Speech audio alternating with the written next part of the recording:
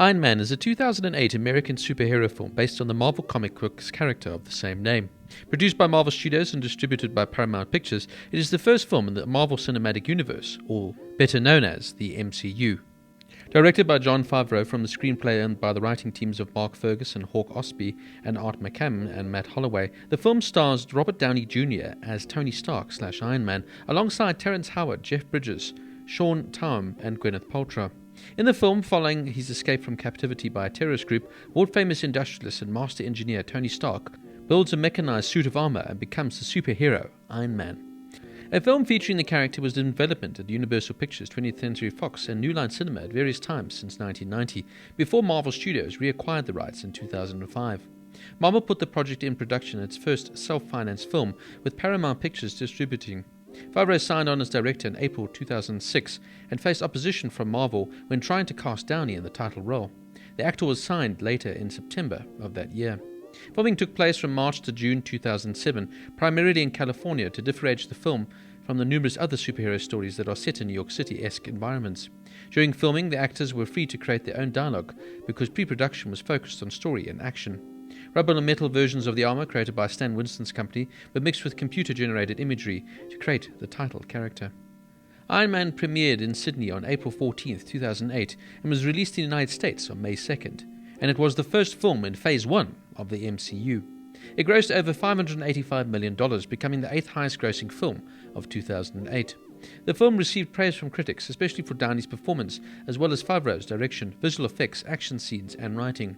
It was selected by the American Film Institute as one of the 10 best films of 2008 and received 2 nominations at the 81st Academy Awards for Best Sound Editing and Best Visual Effects. 2 sequels have been released since then, Iron Man 2 in 2010 and Iron Man 3 in 2013. The cast include Robert Downey Jr. as Tony Stark, Iron Man. An industrialist genius inventor and consummate playboy, he is the CEO of Stark Industries and the chief weapons manufacturer for the US military. Director Jon Favreau felt that Downey's past made him an appropriate choice for the part, and that the actor could not only make Stark a likable arsehole, but also portray him as an authentic, emotional journey once he had won over the audience. Favreau was also attracted to Downey because of his performance in Kiss Kiss Bang Bang. Downey frequently spoke with the film's director, Shane Black, about the script and dialogue in Iron Man. Downey had an office next to Favreau during pre-production, which allowed greater involvement in the screenwriting process, especially when it came to adding humour to the film. Downey explained, "What I usually hate about these superhero movies is when suddenly the guy you are digging into turns into Dudley Do-Right, and that you're supposed to buy into all this let's go do some good crap. That Elliot Ness is a Capon type thing. What really is important to me was not having him to change so much that he's unrecognizable. When someone used to be a schmuck, and now they're not that anymore, hopefully they still have that sort of sense of humour that made them interesting in the first place." To get into shape, Downey spent 5 days a week weight training and practicing martial arts, which he said benefited him because it's hard not to have a personality meltdown when wearing that suit. After several hours, I'm calling up every therapeutic moment I can think of just to get through the day. Then we have Terrence Howard as James Rhodey Rhodes, a friend of Stark's and a liaison between Stark Industries and the United States Air Force and the Department of Acquisitions, specifically weapons development. Favreau cast Howard because he felt he could play War Machine in the sequel. Howard prepared for the role by visiting Nellis Air Force Base on March 16, 2007, where he ate with pilots and observed HH-60 Pavehawk rescue helicopters and F-22 Raptors. While Rhodes is roguish in the comics after he meets Stark, his previous role as a disciplinarian creates a dynamic tension with Stark's character. He is unsure whether Stark's actions are acceptable. Rhodey is completely disgusted with the way Tony has lived his life, but at a certain point he realizes that perhaps there is a different way. Howard said, "Whose life is right anyway? Is the strict military life or the life of an independent?"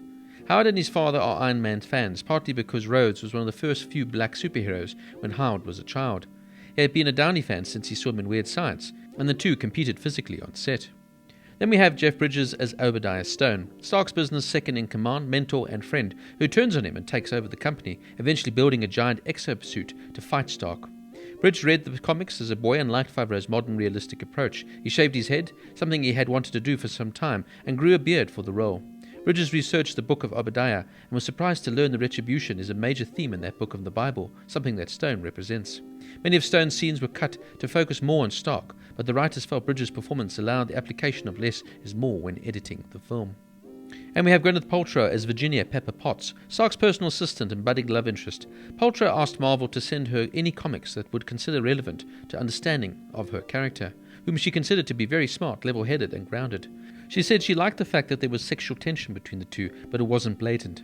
Favreau wanted Potts and Stark's relationship to be reminiscent of a 1940s comedy, something which Paltrow considered to be fun, in an innocent yet sexy way. So this, of course, is where it all started, what would become the biggest movie cinematic series in the world. And what a way to start. Still the best in the Iron Man standalone films, this film was powered by the performance of Robert Downey Jr.'s vibrant charm. When I read that most of the dialogue was made up by their characters, it fitted perfectly within exactly how Downey Jr. goes about his acting. He's an off-the-cuff kind of actor, and therefore allowing him to be free in this role just made it even better. Iron Man turbocharges the superhero genre with a deft intelligence and an infectious sense of fun. And the film is done with expensively entertaining special effects, with a fresh energy and stylish polish, yet it doesn't solely rely on CGI, but rather has an emotional truth, a pitch-perfect casting, and plausible rendered super science that really makes it stand out. What I liked, it was faithful to its source material, and while also updating it to a modern time. Recognizing what made this material so enduring isn't just the high-tech cool man in the metal suit, but the human condition that got him there in the first place. Jon Favreau helps this movie rise above the superhero formula. The result is something that, whilst hardly original or groundbreaking, is nevertheless refreshing in its earnestness to avoid dark dramatic stylings in favour of an easygoing, crowd-pleasing action movie with a sprinkle of anti-war and redemption themes to boot. You can see Favreau and Downey have a fantastic relationship, and he really gets the best out of Downey Jr. in this role. This is where Marvel really found its voice, and I feel that them producing this movie really helped the cause. They understood the source material perfectly, but they do these films seriously, but with a smile as well. Jeff Bridges as Obadiah Stone made for an excellent antagonist, solid without being too flashy, and I really enjoyed Terrence Howard as well in the role, but unfortunately he'd later be replaced by Don Cheadle. Fun, well done, well made, serious without taking itself too seriously, this paid tribute to Iron Man very well, and of course kick-started this new massive movie franchise that has taken us all by storm. Iron Man gets an 8.5 out of 10.